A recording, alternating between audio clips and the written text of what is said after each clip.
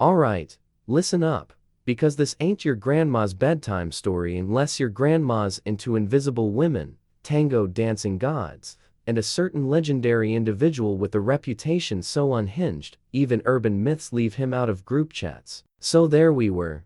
Me, Susan Storm, better known as the Invisible Woman. Though right now, I was more emotionally invisible than physically sitting in the back of a tricked-out minivan with Storm from the X-Men.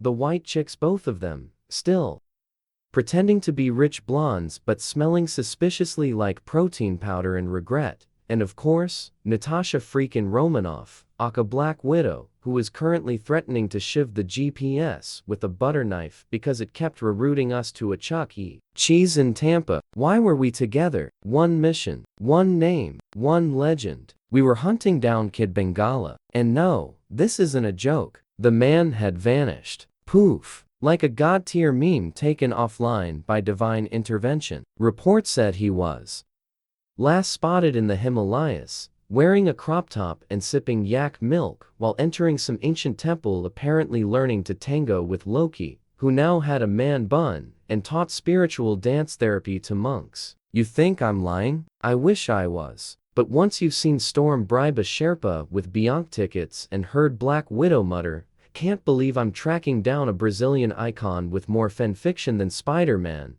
you realize life has officially gone sideways. Our team was chaotic, dysfunctional, and aggressively underqualified for spiritual diplomacy. But we were desperate. See, Kid Bengala wasn't just some internet joke anymore. Not to us. Not after the prophecy. Yes, there was a damn prophecy. A glowing scroll Storm found inside a vending machine during a failed mission in Belgium, which said in suspicious Comic Sans, "When thunder meets shadow, and cheeks clap in the temple of rhythm, only the Bengala shall restore balance." Yeah, we laughed too until the sky turned green and 3 birds started beatboxing in sync. Since then, we've been on this deranged road trip from hell, dodging cults, side chicks, and reality TV cameras, chasing a man who may or may not be humanity's last hope. Our first lead came from a shady monk in Nevada who said he once saw Kid Bengala and Loki ballroom dancing under moonlight while chanting Drake lyrics backward. That was all the evidence we needed. The search was on. We didn't pack weapons. We packed stilettos, pepper spray, wigs, and glitter bombs, because if we were gonna find this man, we were gonna do it fabulously or die trying. And let me tell you, nothing's more terrifying than a woman on a mission who hasn't slept in 48 hours and has white chicks blasting Celine Dion in the background while driving through Himalayan fog. Do you know how hard it is to maintain stealth when one of the white chicks insists on using a pink foghorn every time we pass a goat? Yeah, exactly. But something deep down told us we were close, like really close, like sweat on the back of your knees. Tingly spidey sense kinda close. Natasha said she could smell the pheromones of a king nearby. Storm swore the clouds were forming in the shape of the letter B. And one of the white chicks kept muttering, "I feel him. I feel the Bengala." Like she was possessed by the spirit of unholy thirst. And just when we thought things couldn't get more bizarre, our van broke down in front of a temple made entirely of glass and incense, guarded by 3 monks wearing Adidas tracksuits. They looked us up and down and said in perfect English, "He is not ready, but you may enter if you dare to witness the tango." That was it. No turning back, no refunds, no logic, just chaos, cleavage, and an ancient ritual unfolding inside. Welcome to the quest, my friend. Strap in or don't, because you're about to enter the most twisted rescue mission of your life. And if you're already this deep into the madness, do me a solid. Smash that like button like Storm smashes egos. Hit subscribe before Natasha hunts you down. Ring that bell like you're summoning Loki himself. And drop a comment telling me who should join the next insane rescue party. This story, it's just getting started. 5 badasses standing in the middle of a beach rave where every speaker is made from possessed microwaves and the sky is pulsating like it's having a seizure of joy. That's us. Me, Storm, Sue Storm, who, by the way, was halfway invisible and halfway judging everyone, Black Widow looking like she just escaped a Milan fashion show set on fire, and the white chicks, still dressed like they just left a 2004 prom, dancing off beat, but with deadly commitment. We weren't here for the party. We were tracking a legend, Kid Bengala, the elusive groove messiah, the Brazilian tango enigma with hips that whispered secrets to the universe. The problem? He vanished into the most unexpected place imaginable, a sacred temple of monks hidden beneath a Vegas strip club,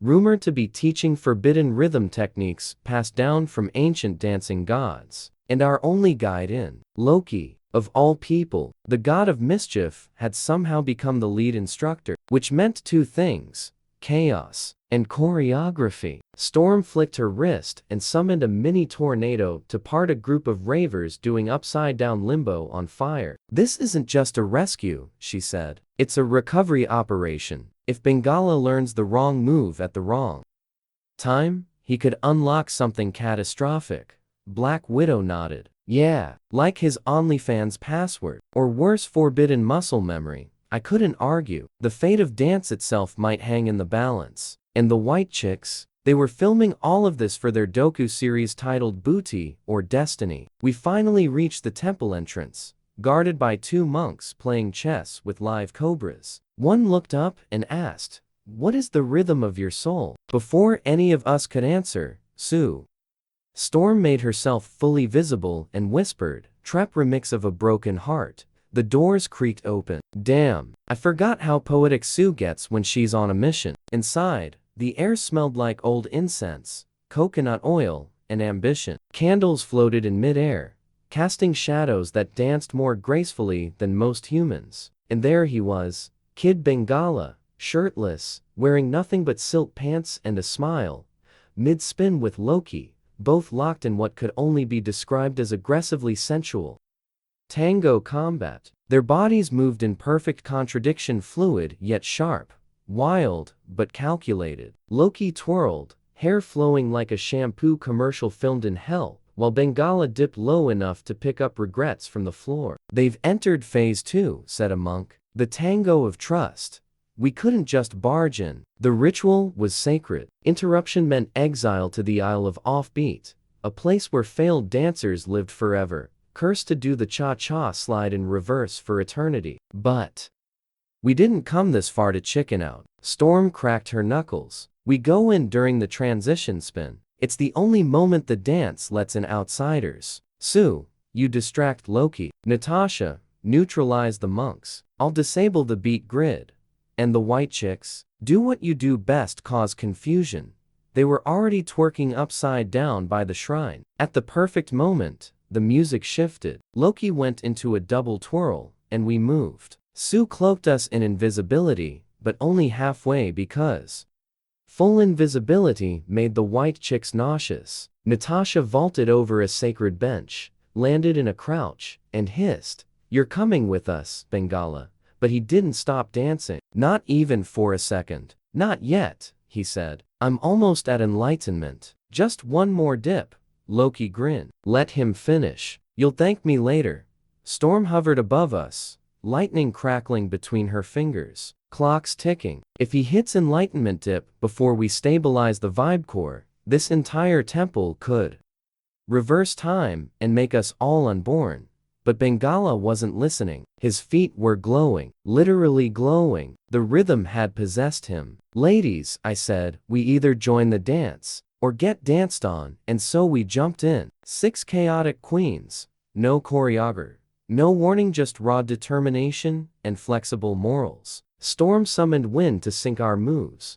Natasha used a grappling hook to swing through beats, and Sue bent light around us to turn us into streaks of sass and purpose. The white chicks went off script and started doing the Macarena to dubstep. Somehow, it worked. The room began to pulse. Monks floated upward, chanting in a forgotten language that sounded suspiciously like 90 seconds R&B. Loki clapped once, and the floor exploded into neon tiles. "Finale," he said. "Let's make it sacred."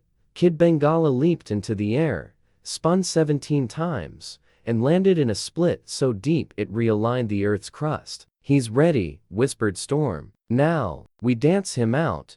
So there we were, Kid Bengala glowing like a human glow stick dipped in spiritual glitter, Loki smirking like he just rigged a cosmic prank, and all of us caught in a dance-off that was now being live-streamed by the temple itself through floating crystal orbs that screamed views. I mean, I feel the virality. You don't just step into a sacred split and not break the multiverse a little. Even Storm, who's usually about 10 seconds away from judging humanity entirely, was caught mid-moonwalk with a smirk. But that's when things started getting complicated. Bengala, now deep into the Enlightenment tango, began levitating slowly, not with grace, more like a man being yanked upward by his own testosterone. His pants started glowing, and I swear the temple blushed. He's transcending written, Loki whispered, clearly impressed and mildly aroused. Once he hits the cosmic beat drop, no one can stop him, not even me.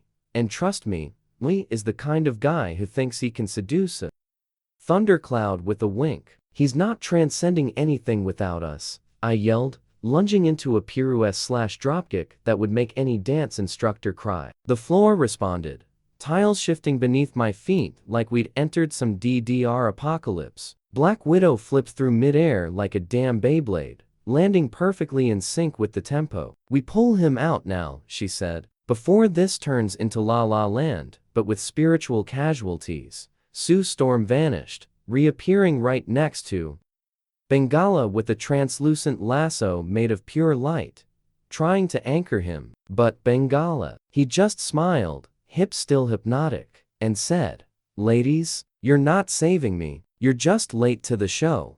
And that's when the beat dropped. Have you ever heard a sound so powerful it makes your regrets dance? That's what hit us. The bass was a living being, it slapped us spiritually. One monk screamed, combusted into doves. The candles turned into miniature disco balls. The white chicks got possessed temporarily by the rhythm and started dancing in reverse, rewinding time in 5-second bursts. I think I just unwatched my own birth, one of them muttered mid-headspin. Meanwhile, Storm was trying to stabilize the vortex now forming above Bengala's head, yelling, "He's drawing from the eternal groove. We need counter vibes." Without hesitation, we formed a formation. I don't even know how, it just happened. Like instinct, Widow crouched low, fists ready. Storm hovered above like a lightning halo. Sue was midair, bending photons like a DJ remixing sunlight. The white chicks twerked in harmony. I screamed the sacred phrase, "Drop that ass for destiny," and the temple responded. The music paused for half a second. Silence. Then, a single beat. Bengala opened his eyes. "I'm ready." And then it happened, the sacred group choreography. It was madness. It was perfect. Every spin was a prophecy. Every shimmy peeled back layers of cosmic nonsense. Bengala's aura turned gold. Loki started crying. Real tears. "I didn't think it could be this beautiful," he whispered, holding a tissue made of compressed mischief. As we danced, we pulled Bengala downward, not forcefully, but with rhythm. Our beats aligned, forming a tether of moves and vibes so strong it could have fixed most broken relationships. When Bengala's feet touched the floor again, the temple shook, but not from destruction, from rebirth. The cobras playing chess bowed in respect. The monks snapped in rhythm. Loki dropped to his knees and handed over the sacred sash of groove. "He's yours now," he said. "But know this, the rhythm never leaves. It lives inside him. And all of you." We nodded, sweaty but spiritually upgraded. Outside the temple, the sky had shifted. A giant aurora shaped like a middle finger hovered above the mountain. "That's a sign," Storm said. "Rick and Morty are near." The mission wasn't over. We saved Bengala, sure, but now we had to stop him from being recruited again, this time by Rick for some interdimensional dance cult that turns dancers into timeline assassins. "No rest for the well-grooved," I muttered, strapping my heels back on. Black Widow lit a cigarette. "Vegas is over. Next stop, Dimension 69. I looked back at the temple one last time. Loki had vanished, leaving only a puddle of glitter and sarcasm. Bengala, now in full control of his hips, nodded at me. "Let's dance our way through space, baby." and so we walked into the neon sunset 5 women.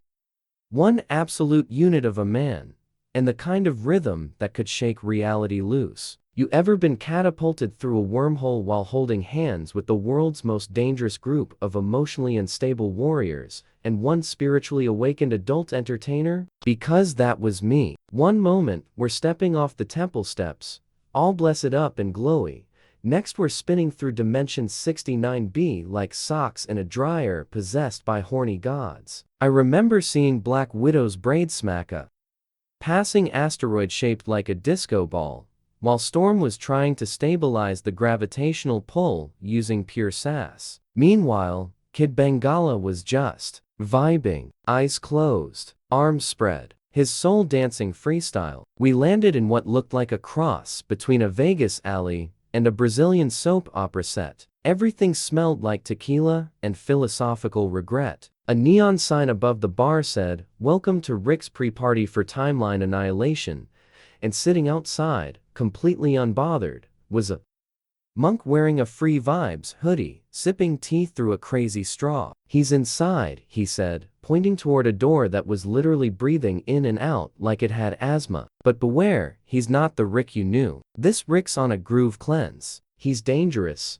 We approached with caution, except for the white chicks, who confidently kicked the door in while doing a high kicksplit. Inside was madness. Rick stood atop a DJ booth, wearing a glitter cape and surrounded by interdimensional nuns. Yes, nuns spinning nunchakus made of glowing rosaries and humming like Edem monks. Morty sat in a corner, wearing rollerblades, eating cereal out of a beer mug. He waved. "Y'all looking for the Big B?" he asked with a crunch. "Rick's about to make him the groove pope of timelines." Storm cracked her knuckles. "Not if I turn this club into a damn thunderstorm." But Sue stopped her. "No, we do this the right way. We challenge him." Widow raised an eyebrow. "Challenge him to what?" Sue smiled. "A battle of charisma." Laugh, throwing a holy glowstick across the room. "You think you can outshine my chosen one? Bengala, show them the moves." But Kid Bengala shook his head. "I only groove with consent now." "Growth, baby." That confused Rick. "What do you mean, consent? What kind of spiritual nonsense is that?" And then it happened. Rick's ego inflated so much it exploded into glitter mist. The nunchakus turned on him. Morty clapped once and said, "Finally." Rick started glitching like an overplayed VHS tape. "You fools. I am the timeline. You can't cancel a vibe this strong." But Widow was already swinging from a ceiling rope she summoned from nowhere, slamming into Rick with a heel kick so powerful it launched him into a flashback seizure, where he relived every failed haircut he'd ever had. "Storm," I shouted. "It's now or never." Storm summoned a cyclone of beat energy so loud, it shattered the disco ball moon overhead. Sue Storm made the air itself invisible, and I swear the sound of our confidence alone made Rick pause. Bengala moonwalked toward him, flicked his chin up with one finger, and said, "You ain't the vibe. You're just the commercial break." Boom. The entire club screamed. The walls bowed in respect. Even the nunchakus bowed their heads. Rick collapsed into a puddle of apologetic beats. Morty got up, finally free, and said, "You know what? I'm done with this multiverse. I'm going back to community college." And just like that, the madness cleared. We stood victorious, dusty, sweaty, and spiritually more evolved than a yoga instructor on mushrooms. Bengala held up the sacred groove chain, which had somehow reappeared around his neck. "We did it," I said, hugging Widow. "But why do I feel like this isn't the end?" And that's when we heard it. A slow clap. From behind the DJ booth. A silhouette in the smoke. Female. Tall. Glowing faintly. "That's not possible," Storm whispered. "She's supposed to be dead." The figure stepped forward, and there she was. Sue's long-lost evil twin Militia Storm. Half woman, half strobe light, wearing a dress made of timelines and disappointment. "You thought saving Bengala was the mission?" she said. "That was just the trailer." There she was. Militia Storm, a glowing strobe light nightmare wrapped in glittery spite and unresolved trauma, standing like a final boss designed by a fashion intern with ADHD. Everyone froze. Sue, our Sue, clenched her fists so hard she bent light around her hands. You died in the time fire, she muttered. Militia tilted her head, smirking like a cat who just knocked reality off the table. Please, girl, you really think something as basic as cosmic fire can kill a storm with a vengeance playlist? The tension was so thick you could have buttered it and sold it at a Renaissance fair. Storm was the first to speak, hovering slightly above the floor because her drama game is always on point. We're not here to fight, she said. We came to find Kid Bengala. That mission's done. We're out. But Militia laughed, and it wasn't a regular villain laugh. It was the kind of laugh you hear from someone who has definitely stolen a roommate's food and blamed it on the fridge. Oh, sweet summer forecast, she purred. You thought this was about him? No, this was about you. All of you. Especially the one in the cheerleader uniform. Everyone turned to the invisible woman, who thanks to narrative irony was partially visible now due to sweat and stress. Why me? She asked. Because, Militia said, stepping down from the booth like it was a throne. You're the only one who can stop me, but only if you remember what you did on prom night in Universe for '04. Sue's jaw dropped. No, you wouldn't. But Militia snapped her fingers and a hologram projection flickered into existence, revealing Sue back in high school drunk on root beer floats and cosmic rage pantsing Militia at prom and teleporting her date into a llama dimension. The white chicks lost it. Girl, you did her dirty, said Tiffany while Brittany cackled like a raccoon with Wi-Fi. No wonder she went strobe mode. Sue turned bright red, even though only half her was visible. I was young. It was a dare, Militia hissed, and now I dare you to survive my revenge remix. She slammed a button on a floating remote, and suddenly, the club transformed, walls pulsing with beat-sensitive lasers, floors shifting like trap tiles from a kinky temple, and mist machines pumping out fog that smelled like dramatic tension. Viva Negra instantly cartwheeled into action, flipping between light beams like a pissed-off ballerina. Storm, cover the top, she yelled. Storm launched herself into the air, summoning a whirlwind of electro-bitch energy. Meanwhile, the Branquilist decided it was time for drama theatrics. You want war? Then here's season 2, screamed Tiffany as she dove behind the DJ booth and emerged in full battle glam, complete with explosive lip gloss and glitter grenades. Brittany followed, wielding dual hairdryers powered by sarcasm and stolen church candles. Kid Bengala, oddly calm, sat cross-legged in the middle of the chaos. This ain't my fight, he whispered. This is their karma. But Loki's earlier tango training had done something to him, something deep. He started humming, and slowly, started gliding, not walking, gliding, in a perfect tango wave across the chaos, dodging lasers, hairdryers, and emotional wounds. Militia launched her final attack, a strobe light mind spiral that threatened to suck us all into a memory vortex of embarrassing moments and relationship flashbacks. Remember that one time you cried during a toothpaste commercial? Yeah, that's right. But Sue had had enough. She dropped her invisibility completely, now glowing with dignity and spite. I didn't mean to pants you, okay? You had toilet paper on your shoe, and I was trying to help, she yelled. Everything paused. Even the smoke machine coughed. Militia blinked. Wait, what? It wasn't a prank, Sue continued. You embarrassed yourself before I got the chance.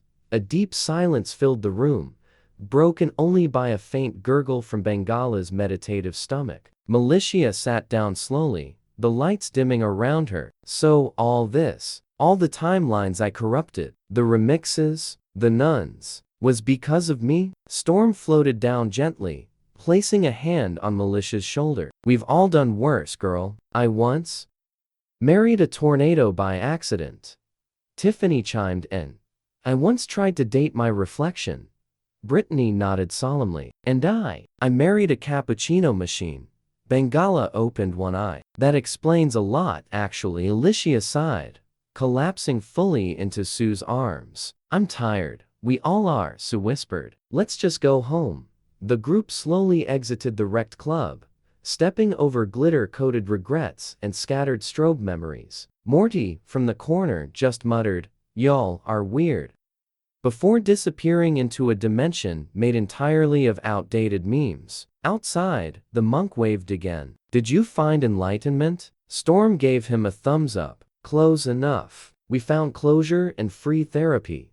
We walked out of that chaos like action stars in slow motion, minus the budget and with a whole lot more glitter stuck in places glitter should never be." The air was weirdly calm now. A few strobe lights flickered behind us, like the memories of bad decisions refusing to die. Kid Bengala was the last to step out, still barefoot, still shirtless, still somehow looking like a prophet who moonlights as a dance instructor for lost souls. "So, what now?" asked Storm, stretching her shoulders like she'd just come out of a dream pilot's class. Before anyone could answer, Brittany tripped over what she thought was a rock, but turned out to be a golden flip-flop. "Okay, this is cursed," she muttered, flinging it into the bushes. But Sue suddenly stopped walking. Her face froze. "Wait.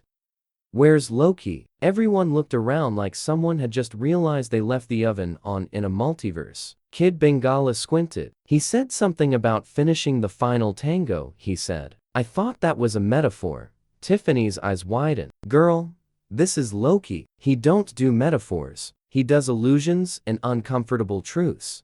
Back at the temple, Loki hadn't left. He just ascended, floating midair, pirouetting softly with the grace of a theater kid who finally got his solo. And from above, he whispered one thing into the cosmos: "Let the final act begin." Suddenly, the sky cracked like an overcooked lasagna. A beam of soft neon blue light shot down, enveloping us. "Oh no," muttered Natasha. "It's another monologue sequence." But it wasn't. It was transportation. One second, we were outside a destroyed club with trauma glitter. The next, we were standing on a mountaintop in monk robes. All of us, even the white chicks. And yes, their robes were cropped. A single monk sat in front of us. He looked familiar, too familiar. And then we realized it was Kid Bengala, but older, with a beard. A long, glorious, silver beard braided with mini USB cables and flower petals. "Welcome to the final lesson," said future Bengala. "You have come far, through timelines, trauma, and questionable fashion choices." Sue crossed her arms. "Look, I appreciate the vibes, but we've kinda had a long day. Can we skip the spiritual talk and maybe hit a Taco Bell instead?" Future Bengala smiled. "This is your Taco Bell. The tacos are truth. The sauces, revelations." Natasha rolled her eyes so hard you could hear it echo. "I swear, if this ends with us holding hands and humming in harmony going rogue." But then, the ground beneath us began to pulse like a karaoke machine that had achieved sentience. A giant holographic screen appeared in the sky, replaying our entire journey and fast forward the stumbles, the glitter grenades, the cheerleader outfit, the llama dimension prom. Scandal everything. "This is what you carry," said future Bengala. "And this is why you dance." Everyone just stood there in silence, unsure whether to cry or laugh or slap someone. Finally, Tiffany broke the silence. "I mean, can we at least get a group pic?" Brittany pulled out a crystallized camera from her purse and yelled, "Everybody say multiverse trauma." And we did. Flash. That was the moment we realized something insane. We weren't just survivors of a broken story. We were the authors of it too. And sometimes, the only way to rewrite the chaos is to tango with it. So there, we were still on that mystical mountaintop, robes flapping like bath towels in a hurricane, and the holographic memories of our chaos fading into the night sky. Kid Bengala looked at us with the kind of intensity you only see in shampoo commercials or political documentaries. "You have all graduated," he said, solemn as ever. "You have danced with fate, flexed through fire, and surfed the awkward waves of cosmic embarrassment." But then Brittany, queen of chaos and half a bottle of cosmic mimosa deep, squinted at the horizon and went, "Wait, is that a red lobster?" And there it was, inexplicably a glowing red lobster hovering on a floating rock, surrounded by doves in snapbacks. "That's our sign," Tempestade said, lifting her fists dramatically like she was about to summon a thunderstorm made of cheddar biscuits. "We've earned it." Just as we started walking toward it, Viva Negra looked over her shoulder and whispered, "So, does this mean we're a team now?" Sue raised an eyebrow. "What? Like the interdimensional Spice Girls?" Tiffany did a high kick. "Dibs on being Scary Spice with laser heels." Kid Bengala chuckled. "You are more than a team. You are a fever dream of destiny." Then he vanished again, leaving only a puff of glitter-scented fog that smelled vaguely like sage and bad decisions. As the team strolled into the floating Red Lobster like divine weirdos returning from a holy quest, Brittany turned to us and said, "Okay, but seriously, next time we're just going to a spa, right?" Everyone laughed, a real one. The kind of laugh you only let out when you've tangoed with Loki, survived a psychic glitter bomb, and watched two white chicks slap a monk with a croissant. And if you made it this far, congratulations, you're officially part of the madness now. Don't forget to like this video, smash that subscribe button like Tempestade smashes multiverse portals, ring that notification bell so you don't miss the next ridiculous adventure, and drop a comment below telling us which moment had you dying the most. Trust us, the weird's just getting started.